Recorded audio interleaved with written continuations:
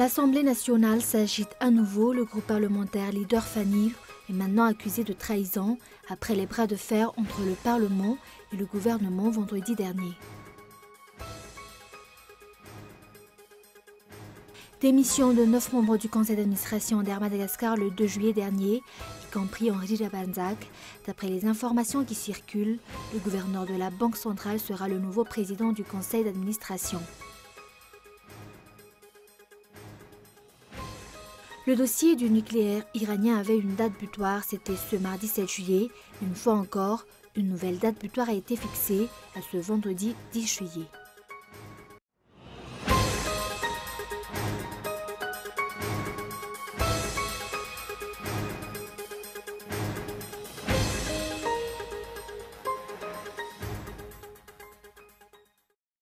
Bonsoir à tous et bienvenue dans ce journal. À la une des actualités de ce jour, l'Assemblée nationale s'agite à nouveau. Le groupe parlementaire Leader Fanil est maintenant accusé de trahison après le bras de fer entre le Parlement et le gouvernement vendredi dernier. Jean-Max Rakout-Mahmoud, président de l'Assemblée nationale, mais aussi membre du groupe parlementaire Leader Fanil, est accusé d'avoir trahi la cause de la majorité. Des réunions portant sur sa destitution se tiennent en douce. Pour rappel, parmi les 120 députés qui ont voté pour la motion de déchéance du président de la République, une vingtaine s'est ralliée au camp de la présidence et de la primature. À part les députés du MAPAR 2 et 3, du VPM MMM 2 et ce qui reste du groupe parlementaire HVM, les parlementaires Leader Fanil ont été vus dans les endroits où se sont réunis les ministres et les pro-HVM. Les députés Dina Romuald, Nive Ruffin, Zafmil Constance sont cités. Selon des sources, les députés sont maintenant en train de concocter la destitution du président de l'Assemblée nationale, membre du groupe parlementaire Leader Fanil.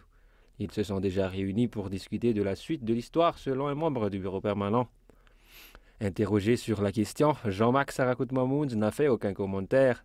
À titre de rappel, il y a déjà eu une rencontre entre le président de la République et le président de l'Assemblée nationale avant la motion de censure. Aucune information n'a filtré sur cette entrevue.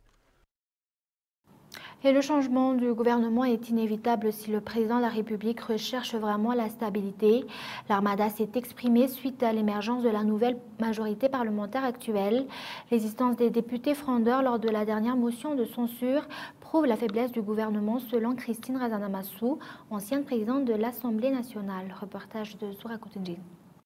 À part les 17 députés venus à Tibazaz pour voter contre la motion de censure, quelques autres députés connus pour leur versatilité intéressée les ont rejoints. Voilà quelques députés qui sont passés par Anous et Tiadan vendredi dernier lors du vote de la motion de censure. Outre les députés indépendants, ex-membres de l'UDI et du GPS, sont devenus HVM, entre autres Elitaf Basile, Mamang Norbert, Piavan Raveloarvunds, Angèle Solange, André Bovunds Natenen, Razaf Mandimbi, Germain Boniface, Aroussi Namiandrazan François, Nicolas Stéphane, Riftine Jean Bosco, Lessou Jean-Pierre, Ravouninzatouv Saoub, Itsivulani Maximin, Mananzara Rufin Aurélie, Ramatoudi Sulmanan, Vonalaroui et Razaf Njakoutou Arfans. Il y a aussi ceux qui sont venus d'autres partis politiques qui ont tourné le dos à leur parti d'origine pour des questions d'intérêt personnel, comme le député Benza Urbain de Manakar qui a créé un groupe parlementaire pour lui-même. Il y a aussi ceux du MAPAR 2 et 3, dont les députés Cathy, Famille Justin, Raïr Souvloul, Victorine, Rabé Manazar, Célestine, Rassouir Nzatouv, Boudvouang et toute Lydia, Razatunja, Ndjemanzari Odilan, Ndjianzak, Samson Ngoulzar, Rouila. Il y a aussi ceux du parti Leader Fanil, tels Razafmil Constance, Dina Romuald et Nive Ruffin. Mais face à la situation actuelle, il est difficile pour le président de la République et le gouvernement de trouver une majorité à l'Assemblée nationale. Les 95 députés qui ont voté pour la motion de censure forment une majorité soudée incontournable. Le gouvernement n'a plus beaucoup de choix face à cette nouvelle majorité. Et sur le plan économique, démission de 9 membres du conseil d'administration d'Air Madagascar le 2 juillet dernier, y compris Henri Jabanzak. D'après les informations qui circulent, le gouverneur de la Banque centrale sera le nouveau président du conseil d'administration. Le mouvement du groupement des syndicats ne s'arrête pas pour autant et l'affaire Air Madagascar est de nouveau entre les mains de l'inspection du travail. Reportage. Henri Labarnzac, Éric Colère, Jean de Dieu Lehmann, Enjiko Boutou, Patrick Ndiambayin, Nicole Ndianarifson, Rassa Ndiamboulouln, François Ndiamahandj et Pierre-Jean Féne. Le 2 juillet dernier, la démission collective de ces 9 membres du conseil d'administration d'Air Madagascar a animé les conversations des salons. La démission d'Henri Labarnzac, PCA sortant, figure parmi les revendications des employés d'Air Madagascar et du groupement des syndicats. Leur mouvement ne s'arrête pas pour autant, confirme-t-il ce jour. D'autres revendications ne sont pas encore prises en compte, explique Alain Djiamaj, porte-parole des syndicats. Cet après-midi, l'affaire Air Madagascar est de nouveau entre les mains de l'inspection du travail. Cette procédure ne suit pas les normes d'élan Julio Rakoutmajav, porte-parole du syndicat des employés d'Air Madagascar. D'après des sources, le gouverneur actuel de la Banque centrale, Alain Hervé Rassoul-Jaïbé, remplacera Henri Labarnzac comme président du conseil d'administration de la compagnie nationale. Une assemblée générale des actionnaires d'Airmat se tiendra demain. Plusieurs questions se posent. Pourquoi avoir attendu 3 semaines de grève pour prendre ces mesures? Y aurait-il un audit? Quelle serait la nouvelle politique de redressement d'Air Madagascar? Il semblerait qu'Henri Labarnzac est nommé ambassadeur à l'étranger. Et des élus du Sud-Est sont réputés pour leur solidarité et souvent accusateurs et avancent des propos discriminatoires pour protéger leur place politique. Cette solidarité ne transparaît pas dans les actes au vu de la situation de leur région. Les criquets font encore office de nourriture pour une partie de la population. Les routes sont dans un état déplorable et les hôpitaux Manarapinch ne sont pas fonctionnels. Gaëtan Genslav. La route entre Ambouimassou et Fenarantsou à Ntsirabé est actuellement dans tous leurs états. Pas de contrôle ni d'entretien et les voitures légères ont du mal à passer. Par exemple, la route nationale 12 vers Farafangan, partant de la commune Anous-Salaraf, à peu près 25 km de route, provoque la grogne de la population. Le 20 mars, le Premier ministre, lors de sa visite à Farafangan, a promis que cette route sera réparée au mois d'avril. La population a espéré avoir un petit coup de pouce venant du Premier ministre, originaire de Farafangan, mais jusqu'à maintenant, aucun travail n'a commencé.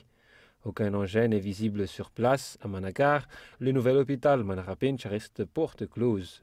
Plus de travail de finition une fois que la transition a pris fin. Petit à petit, l'entreprise qui a pris en main la construction s'est retirée avec ses engins. Aucun responsable ou personne élue n'a osé faire le moindre premier pas, même si l'hôpital est un grand besoin de la population de Manakar à cause de la vétusté et de la capacité d'accueil de l'hôpital actuel. Le pont vers Manakar-Abbé n'est pas encore terminé. Le port de Manakar, fermé du temps de Marc Ravalman, n'est pas encore ouvert jusqu'à maintenant. En tout, aucune image de développement n'a encouragé. Au contraire, la pauvreté de la population saute aux yeux. La plupart mangent encore et gagnent leur vie avec de sauterelles. Les politiciens et les responsables locaux ne font que chercher leurs propres intérêts.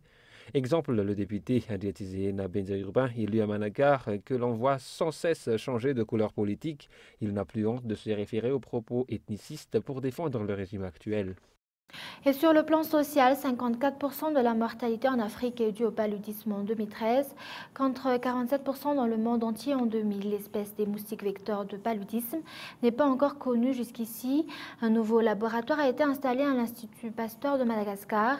Les résultats de recherche pour la lutte contre le paludisme devraient passer par le ministère de la Santé avant d'être certifiés. Reportage de Niandra Djenarsou. Pendant les 3 premiers mois de cette année, 4518 cas de paludisme ont été enregistrés dans 112 districts, dont 21 mortels. Les régions Atsi-Mouatsnanan et Atsi-Mouandjefan figurent parmi les plus vulnérables. Dans le district de Tuliar, 871 cas de paludisme ont été détectés dans les centres de santé, dont 29 graves. Au mois de mai, 4 morts du paludisme ont été enregistrés dans le district d'Amboudjachim. Des recherches seraient actuellement en cours pour savoir l'espèce des moustiques vecteurs de la maladie. Le nouveau centre de l'Institut Pasteur d'Antananarive n'est pas limité à l'étude des maladies transmises par les moustiques. Il s'occupe aussi de la peste, la dengue et du chikungunya. Les étudiants peuvent aussi effectuer des recherches. Pour former un entomologiste médical, ça prend beaucoup de temps.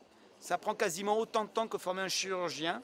Donc vous voyez, c'est très très long comme processus.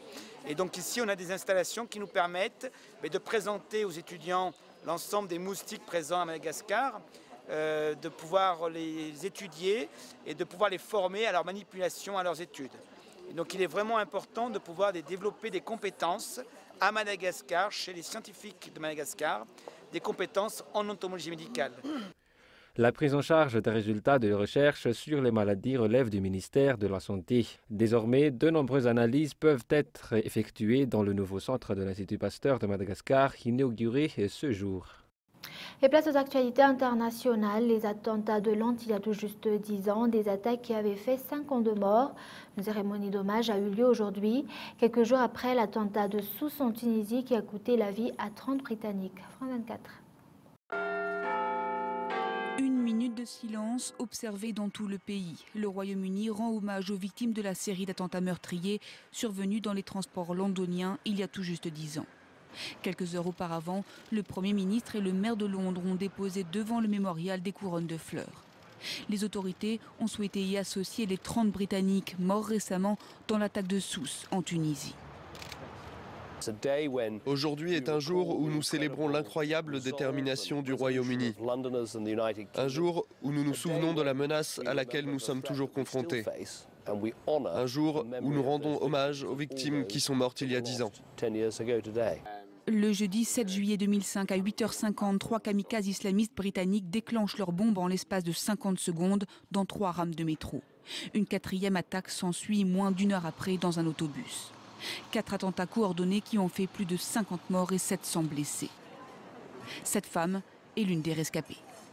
Je ne vois pas comment cette terrible tragédie qui s'est déroulée ici à Londres il y a 10 ans et celle qui continue à avoir lieu à travers le monde, je ne vois pas comment cela peut servir la cause de qui que ce soit.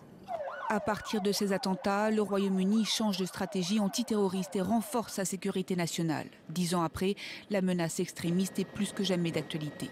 Le pays est l'un des plus équipés au monde en matière de caméras vidéosurveillance et le gouvernement Cameron entend renforcer encore son arsenal législatif sur la communication des données privées. Et le dossier du nucléaire iranien avait une date butoir, c'était ce mardi 7 juillet. Une fois encore, une nouvelle date butoir a été fixée à ce vendredi 10 juillet. Reportage de France 24. Les négociations avancent bien, mais pas au point de parvenir à un accord final avant l'échéance de mardi soir. Les tractations entre le groupe 5+1 et la délégation iranienne vont donc encore se poursuivre. Et derrière le langage diplomatique, on comprend que la date butoir est une nouvelle fois reportée. Nous poursuivons les négociations dans les 2 ou 3 jours qui viennent.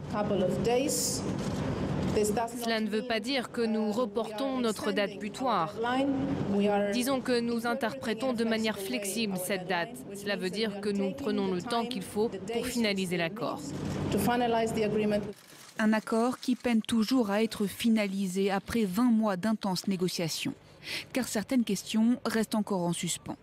Notamment l'accès aux sites militaires iraniens qui pose toujours problème, tout comme le rythme de levée des sanctions.